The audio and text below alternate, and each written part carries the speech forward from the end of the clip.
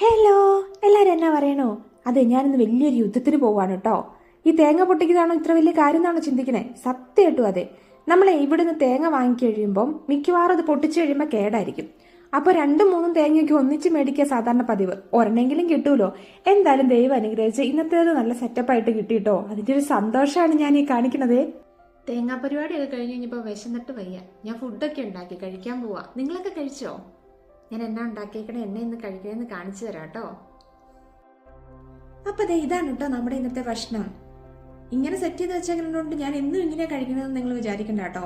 ചോറെടുക്കുക, കറി എടുക്കുക, അത്രേ ഉള്ളൂ നമ്മുടെ പരിപാടി. ഇന്ന് പിന്നെ ഒരു വീഡിയോ എടുത്ത് നിങ്ങളൊക്കെ കാണുന്നതല്ലെന്ന് കുറച്ച് ഇച്ചിരി ഡീസൻ്റ് ആയതാണ്. അപ്പോൾ അതായത് ചിക്കൻ കറി ഉണ്ട്, ക്യാരറ്റും ബീൻസും ഉരുളക്കിഴങ്ങയുടെ മെഴുക്ക് കെട്ടി വെച്ചതുണ്ട്, ബീഫ് ഉലർത്തിയതുണ്ട്. അത് ഇന്നലത്തെ ആട്ടോ, ഞാൻ ഇന്ന് ഉലർത്തി എടുത്തു. ഇന്നലെ കറി വെച്ച് ഇന്ന് ഉലർത്തി എടുത്തു. എല്ലാവരും അങ്ങനെയൊക്കെ ചെയ്യാറില്ലേ?